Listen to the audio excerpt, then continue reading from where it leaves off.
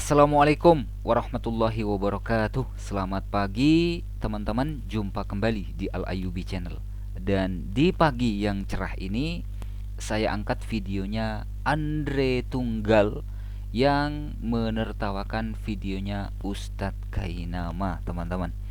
Ya, mungkin Andre Tunggal ini ya nggak sepakat, nggak sependapat, nggak sepaham dengan apa yang dikatakan oleh Ustadz Kainama. Tapi poinnya bukan di situ, teman-teman ya.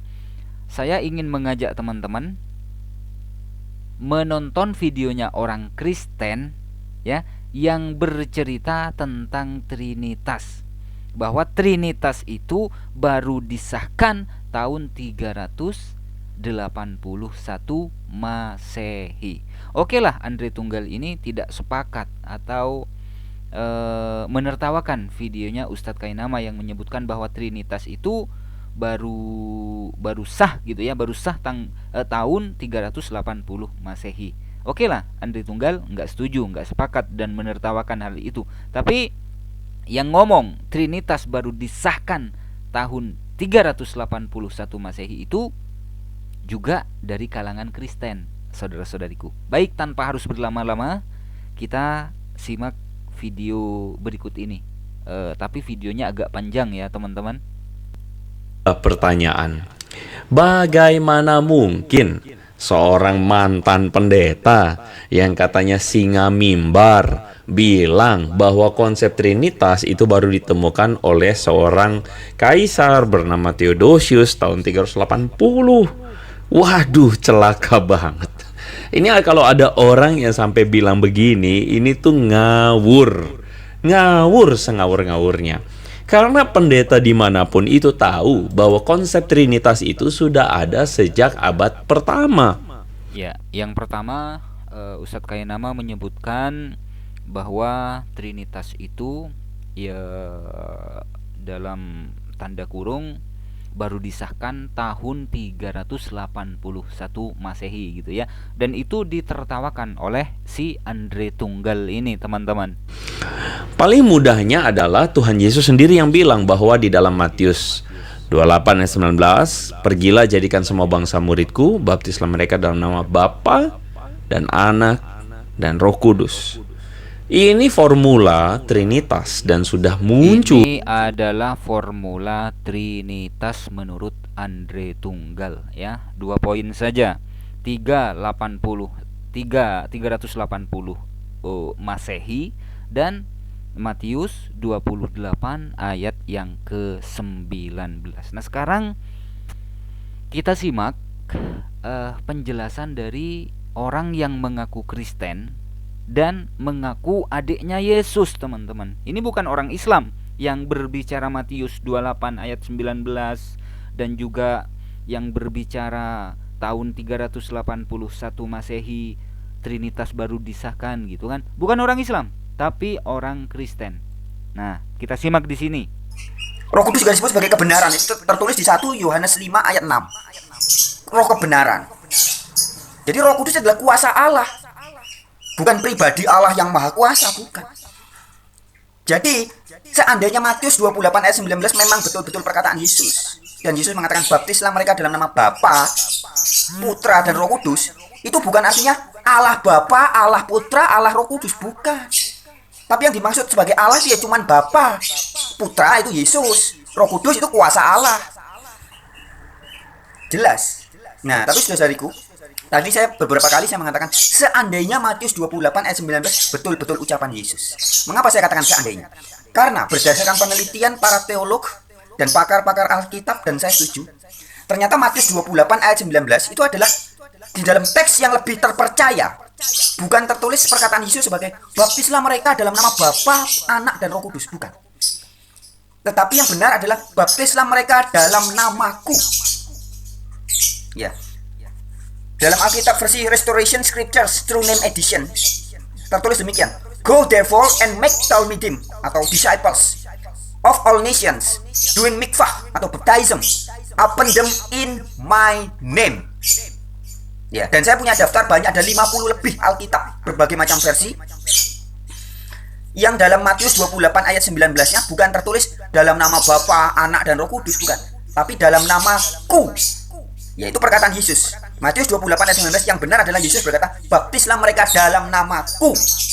Baptislah mereka dalam namaku, bukan baptislah mereka dalam nama Bapa, Putra, dan Roh Kudus, menurut pemaparan Frans Donald yang juga orang Kristen, yang mengaku adiknya Yesus, mengaku pengikut Yesus. Jadi tentang Matius 28 ayat 19 ini yang dinyatakan oleh Andre Tunggal dijawab oleh orang Kristen sendiri, oleh Frans Donald. Kita lanjutkan.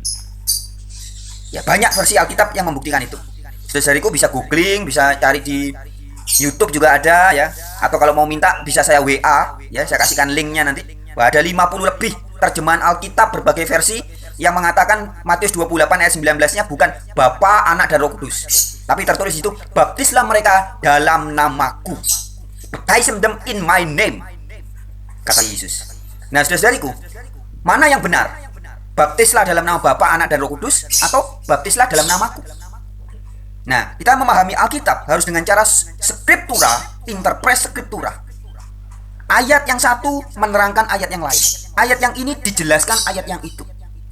Nah, ketika kita membaca Alkitab dengan metode scriptura, interpret scriptura, maka kita bisa memahami bahwa yang benar adalah di dalam Matius 28 ayat 19 adalah baptislah mereka dalam namaku. Buktinya apa? Saudariku bisa buka di dalam Kisah Para Rasul pasal yang kedua ayat 38. Ya, kita teliti sama-sama ya. Kisah 2 ayat 38. Ini kisah ketika murid-murid Yesus menyebarkan ajaran Yesus, dan kemudian di ayat 38 dikatakan demikian. Kisah 2 ayat 38. Jawab Petrus kepada mereka, bertobatlah dan hendaklah kamu masing-masing memberi dirimu dibaptis dalam nama Yesus Kristus untuk pengampunan dosa. Oke, terjawab ya pernyataan Andre Tunggal yang katanya Trinitas itu muncul dari ucapan Yesus sendiri, dijawab oleh Frans Donald yang juga sama-sama Kristen, saudara-saudariku. Nah, sekarang mengenai tentang 381 Masehi baru disahkan konsep Trinitas. Ya, kita simak videonya. Hijaunya sudah sejak zaman Tertullianus dulu, bahwa Allah itu tres personae una substantia. 3 pribadi, 1 substansi. Tapi kemudian menjadi betul-betul Trinitas, tadinya Duinitas, kemudian menjadi Trinitas tahun 381. Ya, maaf teman-teman, barusan videonya kelewat ya. Dari sini nih penjelasan Frans Donald yang mengatakan Trinitas itu baru disahkan tahun 381 Masehi. Nah, bagaimana dengan doktrin Trinitas? Sebenarnya apa yang disebut sebagai doktrin Trinitas sampai hari ini itu merupakan doktrin yang istilahnya sama sekali tidak ada di Alkitab. Nah, bahkan dalam konsili yang pertama, konsili Nikea tahun 325, tentang Allah Trinitas ini sama sekali belum dibahas. Ya, jadi munculnya doktrin Trinitas ini tidak sekaligus, saudara-saudari, tapi bertahap. Di konsili Nikea tahun 325, itu konsili itu membahas tentang apakah Yesus Kristus itu sehakikat dengan Allah Bapa atau tidak. Apakah Allah Bapa Maha Kuasa, Yesus Kristus juga Allah Maha Kuasa atau tidak? Itu yang dibahas. Konsili pertama, konsili Nikea tahun 325. Jadi ini belum membentuk doktrin Trinitas. Ya, kemudian pada tahun 381 diadakan konsili lagi. Dan konsili 381 itulah yang mengangkat Roh Kudus juga sebagai Allah. Nah, ini mulai muncul konsep Trinitasnya. Jadi Allah itu bukan cuma Bapa, tapi juga ada Allah Yesus Kristus dan Allah Roh Kudus. Selanjutnya di tahun 451 Masehi, konsili Kalsedon atau konsili Kalkedon. Ya, inilah konsili yang menciptakan perpecahan, pertikaian begitu panas. Sehingga pecah Romawi Timur, Romawi Barat, semakin pecah dogmanya. Gereja Katolik ada yang ortodoks, ada ortodoks Syria dan segala macam. Nah, tetapi munculnya doktrin Trinitas ini sendiri bukan sesuatu yang tanpa berdarah-darah. Ya, pada tahun 325 itu, ketika konsili masih mempermasalahkan apakah Yesus ini sehakikat dengan Allah Bapa. Nah, Ini pada saat itu di dunia ada sekitar 1.800 uskup. Jadi di seluruh dunia. Di wilayah Romawi bagian timur ada 1.000 uskup. Di wilayah bagian barat ada 800 uskup. Uskup itu adalah jabatan tinggi ya di dalam gereja Roma Katolik. Jadi kepala gereja adalah paus dan di bawahnya itu ada uskup banyak. Kemudian pastor di bawahnya uskup-uskup itu baru ada pastor-pastor yang lebih banyak lagi. Nah, uskup ini adalah posisi kedua setelah paus. Ini orang-orang pintar, orang-orang cerdas. Ada 1.800 orang pada saat itu. Nah, ketika konsili Nikia dilaksanakan, itu yang hadir cuma sekitar 300 uskup dari seluruh dunia. Jadi dari 1.800 uskup, yang hadir cuma sekitar 300-an. Nah, dari 300 ini juga pecah menjadi 3 kelompok. Jadi bayangkan ya, 1.800 nggak sampai seperempatnya yang datang, cuma 300 orang. Ada yang mencatat 250, ada yang mencatat 318, ada yang bilang 270. Jadi kira-kira sekitar 300-an ya. Jumlah pastinya saya tidak tahu. Nah, dari jumlah 300-an uskup ini yang hadir, itu terpecah lagi menjadi 3 kelompok. Kelompok yang pertama mengatakan bahwa Yesus itu satu substansi dengan Allah. Nah, ini mengikuti ajarannya Tertullianus. Ya. Jadi Yesus memiliki substansi yang sama dengan Allah Bapa, yaitu sama-sama Allah Maha Kuasa. Nah, kemudian kelompok yang kedua yang terkenal dengan tokohnya Arius ya. Ini mengatakan bahwa Yesus itu tidak sehakikat dengan Allah Bapa. Yesus itu ciptaan Allah. Yesus pasti bukan Allah yang Maha Kuasa. Yesus memang tokoh yang sangat mulia, tapi bukan Allah. Ini Arius dan kawan-kawan. Kemudian yang ketiga, ini adalah kelompok yang ingin kompromi. Jadi dia mengatakan, iya Yesus itu memang mirip dengan Allah Bapa, tapi tidak sehakikat. Tapi mirip lah. Jadi dia ingin mendamaikan antara kelompok Athanasius dengan kelompok Arius. Nah, kemudian terjadilah perdebatan yang sengit mulai tanggal 20 Mei tahun 325 itu. Berdebat dalam konsili itu. Dan sampai karena perdebatan yang sengit, maka Konstantin, Kaisar Konstantin pada saat itu, menganggap ini berbahaya. Berbahaya bagi kerajaannya, bisa terjadi perpecahan. Nah, maka Konstantin turun tangan dan mengambil sebuah sikap politis pada tanggal 14 Juni. 14 Juni 325. Dia datang dengan tentaranya, tentara Romawi ya. Kemudian dia menangkap Arius. Dan kemudian kedua teman-temannya Arius juga, Theonas dan Secundus ya. Juga para uskup dari Libya ya. Jadi uskup-uskup semua nih. Arius itu uskup, Theonas juga uskup, Secundus dan para uskup lainnya dari Libya yang percaya dengan pemahaman yang sama dengan Arius, itu mereka diasingkan. Dan kemudian tulisan-tulisannya Arius kabarnya dibakar ya. Nah, kemudian pada tanggal 19 Juni 325 dimunculkan suatu hasil kesimpulan. Kesimpulannya adalah Yesus adalah setara dengan Bapa. Bapa Allah Maha Kuasa, Yesus juga Allah Maha Kuasa. Nah, jadi ini masih duinitas ceritanya. Belum trinitas, masih duinitas. Dan pada saat itu juga dimunculkan sebuah anatemasit atau kutukan bahwa ajaran Arius sesat. Seperti itu. Dan kemudian terus terjadi perdebatan sengit ya, karena ini uskup antar uskup-uskup dunia, mereka berdebat. Singkat ceritanya, pada tahun 336, karena perdebatan itu terus menerus ya. Akhirnya tahun 336 setelah sebelumnya tahun 328 ya. Jadi tahun 325 siapa namanya? Arius dan kawan-kawannya diasingkan, dibuang. Tapi kemudian tahun 328, jadi sekitar cuma 3 tahun, 325 ke 328, cuma sekitar 3 tahun. Akhirnya dipulangkan lagi. Ya karena pendukungnya Arius dan kawan-kawannya ini banyak. Jadi yang percaya bahwa Yesus itu bukan Allah yang Maha Kuasa itu banyak. Nah, akhirnya mereka dipulangkan. Nah, tahun 336 kemudian di kota Konstantinopel diadakan pertemuan uskup se-Romawi bagian timur yang memutuskan bahwa ajaran yang benar adalah ajarannya Arius. Bukan ajaran Arius ya, ajaran Alkitab yang dipahami oleh Arius.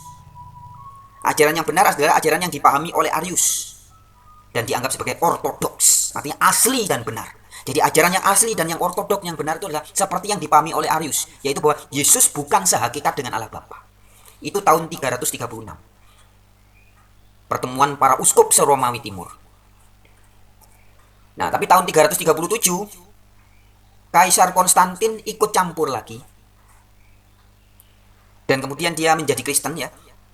Bahkan ketika dia menjadi Kristen dan dibaptis, yang membaptisnya itu adalah Eusebius. Eusebius ini adalah temannya Arius. Jadi Eusebius adalah tokoh gereja atau bapak uskup yang tidak percaya kepada Yesus sebagai Allah Maha Kuasa, bukan. Eusebius sangat yakin bahwa Yesus bukan Allah yang Maha Kuasa. Allah yang Maha Kuasa hanya Bapa. Dan Eusebius inilah yang membaptis Konstantin. Begitu ceritanya. Wah, masih terjadi perdebatan terus tapi itu. Terus debat nggak selesai. Sampai kemudian tahun 381 ya, saya singkat saja biar cepat. Tahun 381 diadakan konsili Konstantinopel.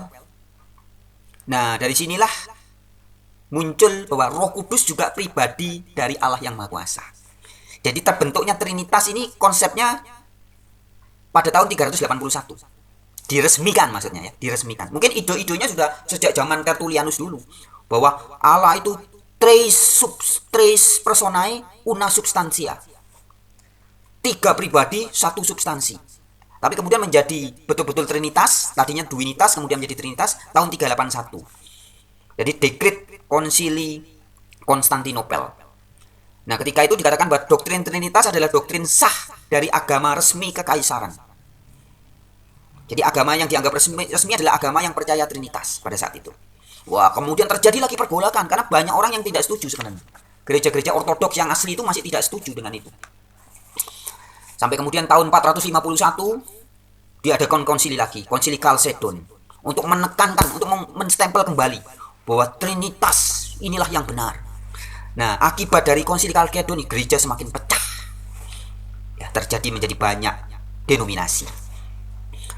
Nah, artinya Trinitas menjadi iman yang sah negara Romawi pada masa itu. Saudara-saudariku, jadi pembentukan dogma Trinitas ini mengalami berdarah-darah dan sangat syarat dengan kepentingan politik. Tapi intinya adalah itu semua berasal dari pengaruh alam pikir Helenisme atau Yunani dan Romawi. Sehingga konsep yang diajarkan di dalam Alkitab bahwa Allah itu Esa kemudian berubah, dimodifikasi menjadi Esa tapi 3 pribadi. Iya, Esa kok hakikatnya, tapi una substansia, substansinya Esa. Tapi pribadinya 3, yaitu Allah yang Maha Kuasa semua ini. Bapa itu Allah Maha Kuasa, Yesus Kristus Allah Maha Kuasa, Roh Kudus juga Allah yang Maha Kuasa. Seperti itu jadi saudara-saudaraku. Nah, tapi kembali kalau kita mau bicara tentang kebenaran Alkitab ya harus Alkitabiah dong. Di dalam 1 Korintus 4 ayat 6 ada dikatakan, jangan melampaui yang ada tertulis. Nah, ketika saya misalkan mengatakan Allah yang benar itu adalah tres unitas, maka ini adalah perkataan yang melampaui yang ada tertulis. Tertulis di Alkitab adalah Allah itu Esa, Allah itu satu. Maka kalau saya mengatakan bahwa Allah itu satu tapi 3 pribadi, maka ya pernyataan saya ini jelas-jelas melanggar 1 Korintus 4 ayat 6. Sudah melampaui yang ada tertulis. Dan orang yang berani nekat mengajarkan ajaran yang melampaui yang ada tertulis di Alkitab, di dalam Amsal 30 ayat 6 kita diingatkan, jangan menambahi firman-Nya, supaya engkau tidak ditegurnya dan dianggap pendusta. Oke, cukup jelas ya saudara-saudariku apa yang dipaparkan oleh Frans Donal. Ya, kembali ke Andre Tunggal. Oke lah, Andre Tunggal ini menertawakan Ustadz Kainama yang menyebutkan Trinitas itu baru disahkan tahun 380 Masehi, tahun 380 Masehi gitu kan. Oke lah, nggak apa-apa. Andre Tunggal ini menertawakan Ustadz Kainama. Tapi apakah Andre Tunggal ini juga akan menertawakan Frans Donal yang ceplas-ceplos atau belak-belakan mengatakan Trinitas itu baru disahkan 381 Masehi dan dikuatkan lagi, dikukuhkan lagi di Konsili Chalcedon pada tahun 451 Masehi. Apakah Frans Donal juga akan ditertawakan oleh Andre Tunggal? Ya, kita lihat saja reaksi daripada Andre Tunggal, saudara-saudariku ya. Menurut Frans Donal, sampai berdarah-darah dari dulu sampai sekarang ya masih menjadi perdebatan. Ya, yang oneness konsepnya lain, yang Trinitas konsepnya lain, yang Unitarian, yang Frans Donal ini konsepnya juga lain. Terus mana yang betul? Yang betul-betul ajaran Yesus itu yang mana? Apakah Yesus mengajarkan Tritunggal? Apakah Yesus mengajarkan oneness? Atau Yesus mengajarkan yang Unitarian, yang seperti Frans Donal ini? Jadi Andre Tunggal ya, sebelum menanggapi video orang yang berbeda agama ya, mungkin alangkah lebih baiknya cari dulu video-video yang tidak sepaham, yang tidak sepakat dengan konsep Trinitas, seperti halnya Franz Donald ini. Oke teman-teman, semoga bermanfaat ya. Mohon maaf apabila ada silap kata. Wassalamualaikum warahmatullahi wabarakatuh. Ceritanya Andre Tunggal gagal bahagia.